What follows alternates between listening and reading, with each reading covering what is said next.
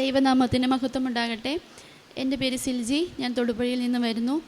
ആദ്യമായി പുണ്യാൾത്താരയിൽ എന്നെ കയറ്റി പ്രത്യക്ഷ സാക്ഷിയാക്കി എന്നെ കയറ്റി നിർത്തിയ പരിശുദ്ധ അമ്മയ്ക്കും ദൈവകുമാരനും ഒരു കൊടാനുകൂടി നന്ദി. ഞാൻ ആദ്യമേ ഉടമ്പടി ജീവിതത്തിലോട്ട് കടന്നു വരുന്നത് 17/9/2023 ഇതെൻ്റെ എട്ടാമത്തെ പുതുക്കലാണ്. ആദ്യത്തെ 5 ഉടമ്പടിയും എല്ലാ ഉടമ്പടിയും ഞാൻ കറക്റ്റ് 90 ദിവസത്തിനുള്ളിൽ വന്ന് പുതുക്കിക്കൊണ്ടിരുന്നു. ഞാൻ ഫോക്കസ് ചെയ്തത് എൻ്റെ ആധ്യാത്മിക ജീവിതത്തിലേക്കാണ്, നിയോഗങ്ങളെക്കാളേറെ. അങ്ങനെ 5 ഉടമ്പടി പുതുക്കിയപ്പോഴും ഞാൻ ഓരോ നിയോഗങ്ങൾ വെച്ചിരുന്നെങ്കിലും എനിക്കൊന്നും സാധിച്ചു കിട്ടിയില്ല. 5ാമത്തെ ഉടമ്പടി പുതുക്കി ഞാൻ ആദ്യമായി പ്രാർത്ഥിച്ചുകൊണ്ടിരുന്നത് എൻ്റെ ഹസ്ബൻഡ് വിദേശത്താണ്, ഞങ്ങൾക്ക് ഒരുമിച്ച് ജീവിക്കുക, അതായിരുന്നു എൻ്റെ വലിയ നിയോഗം. അങ്ങനെ എൻ്റെ 5ാമത്തെ ഉടമ്പടി പുതുക്കി ഞാൻ വീട്ടിൽ ചെന്നപ്പോൾ എൻ്റെ ബാക്ക്ഗ്രൗണ്ട് IT ആണ്. എൻ്റെ ഹസ്ബൻഡ് എന്നോട് മെഡിക്കൽ കോഡിങ് ട്രൈ ചെയ്ത് നോക്കാൻ പറഞ്ഞു.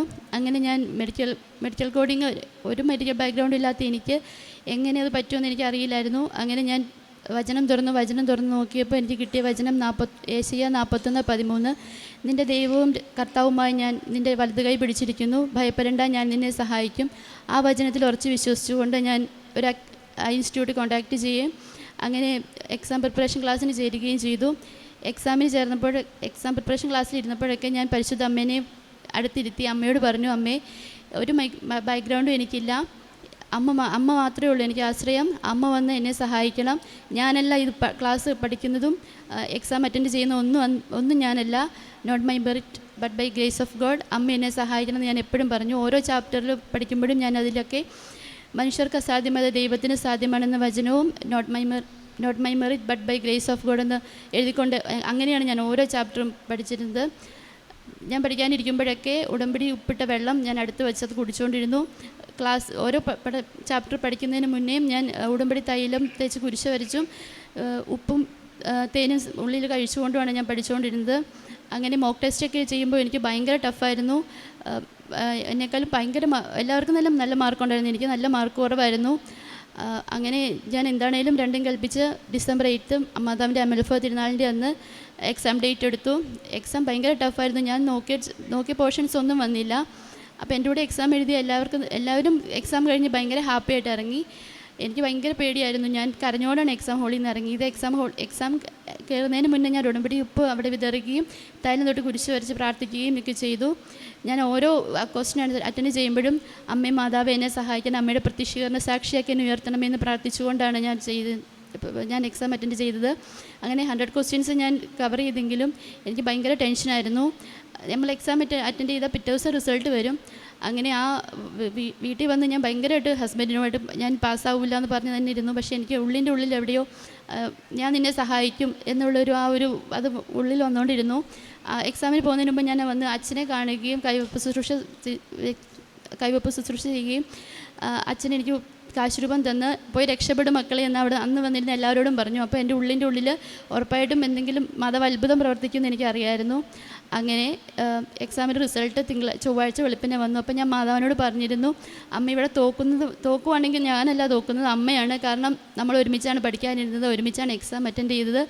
അപ്പോൾ അമ്മ തോക്കാൻ ഇടവരുത്തരുത്, ഉടമ്പടി എടുത്ത ഒരു മക്കളെയും അമ്മ ഉപേക്ഷിക്കില്ല എന്ന് എനിക്ക് പൂർണ്ണമായിട്ട് അറിയാം.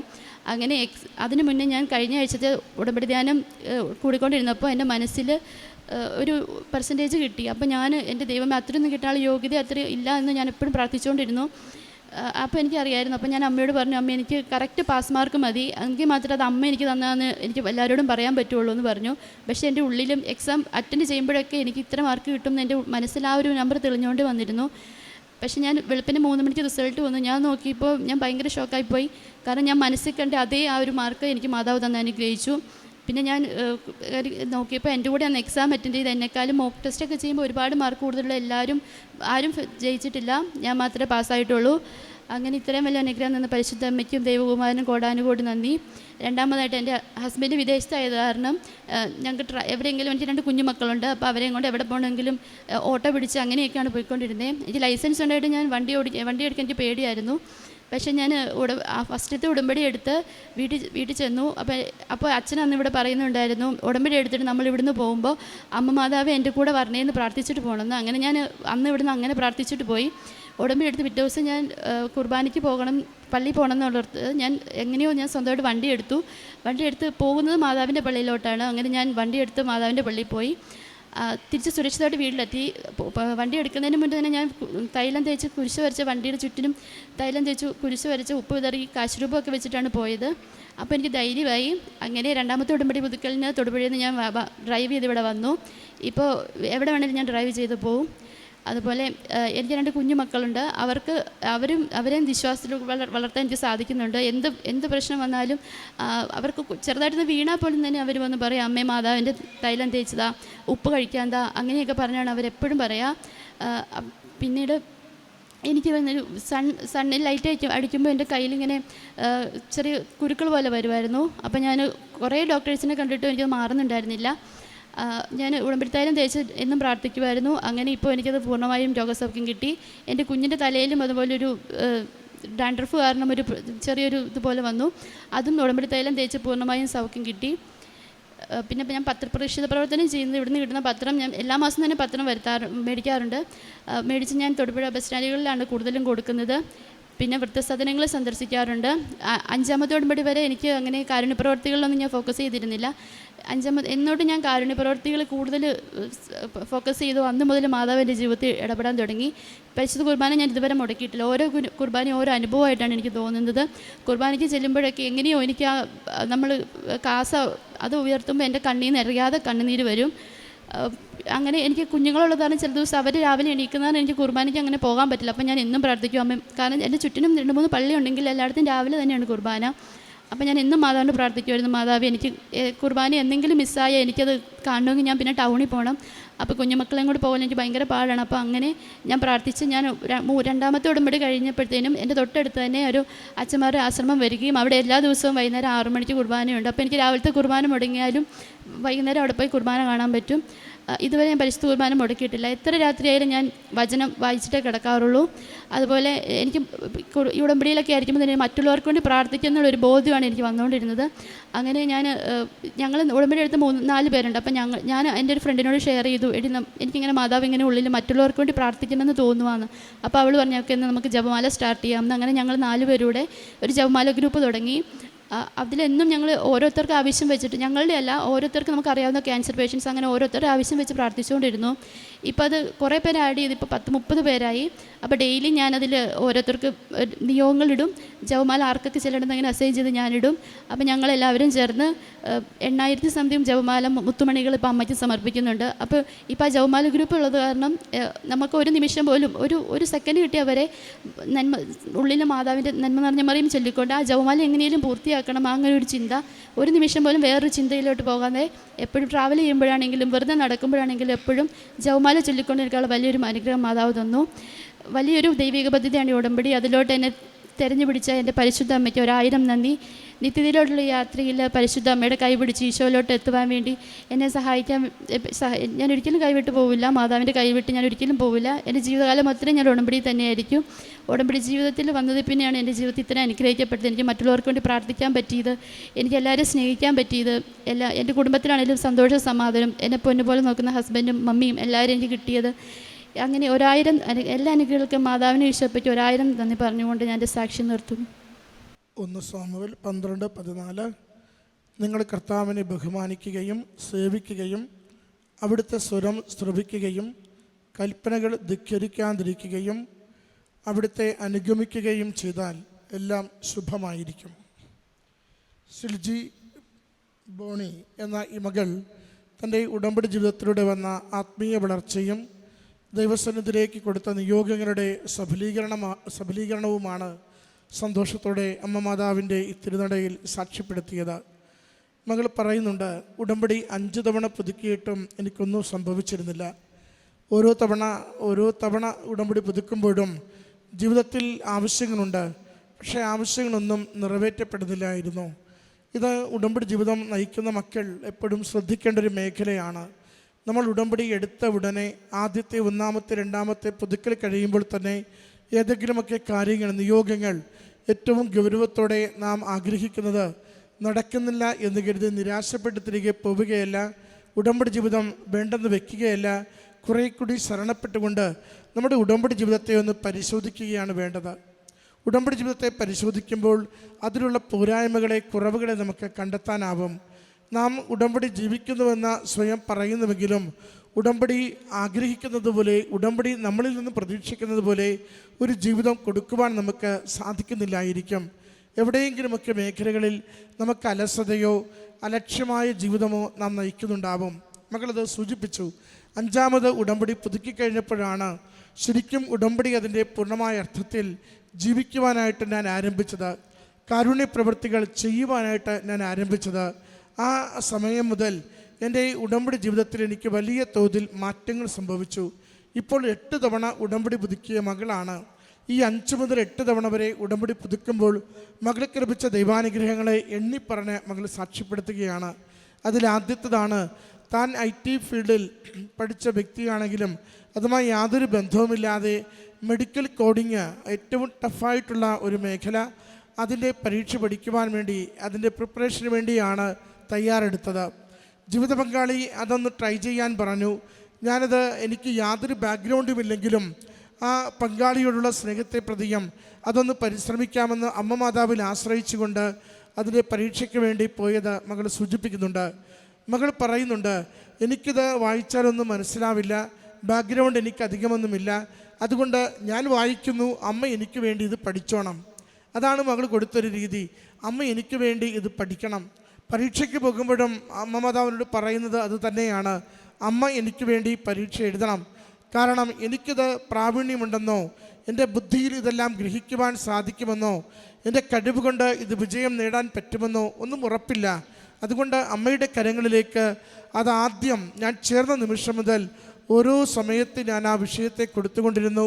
അത് പഠിക്കുമ്പോഴും വായിക്കുമ്പോഴും അമ്മയെ കൂട്ടുപിടിച്ച് ഞാൻ വായിച്ചുകൊണ്ടിരുന്നു.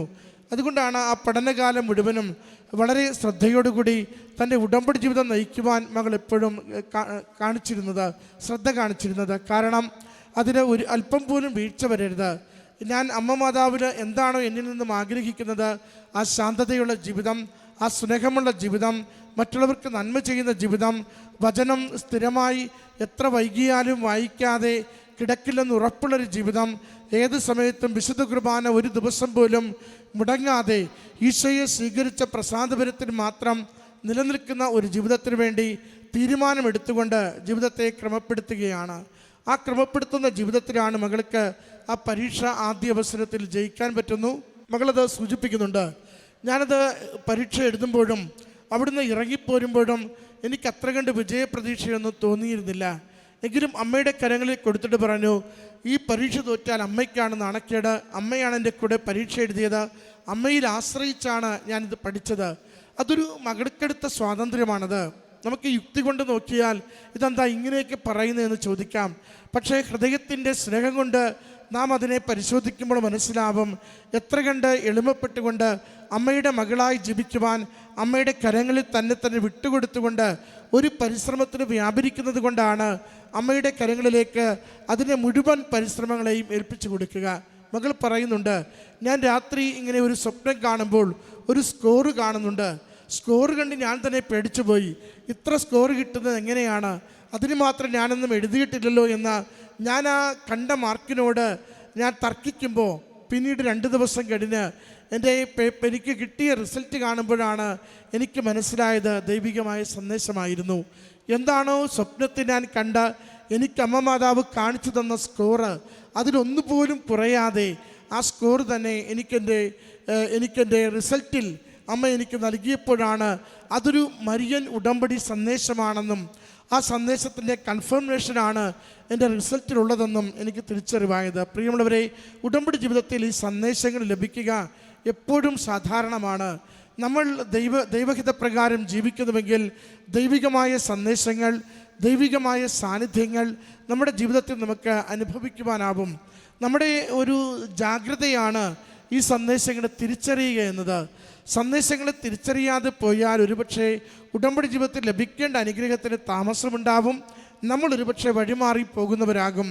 സന്ദേശങ്ങളോട് പ്രതികരിച്ച് ജീവിച്ചാൽ നമ്മുടെ ഉടമ്പടി ജീവിതം വേഗത്തിൽ അനുഗ്രഹം പ്രാപിക്കുന്നത് ഒത്തിരി മക്കൾ ഈ അൾത്താരയിൽ സാക്ഷ്യപ്പെടുത്തുന്നുണ്ട്. രണ്ടാമത്തത്, ഡ്രൈവിംഗ് അറിയാം, കാർ ഓടിക്കാൻ പേടിയാണ്. ഇതും ഉടമ്പടി എടുത്തതിന് ശേഷം അമ്മയുടെ കരങ്ങളിൽ കൊടുക്കുന്ന ഒരു നിയോഗമാണ്, ഭയമില്ലാതെ കുഞ്ഞുങ്ങളുമായി വാഹനം ഓടിക്കുന്നതിന് എന്നെ സഹായിക്കണമെന്ന് മകൾ പറയുന്നുണ്ട്. ഇന്ന് എവിടെ വേണമെങ്കിലും വാഹനം കൊണ്ടുപോകുവാൻ പേടിയില്ല.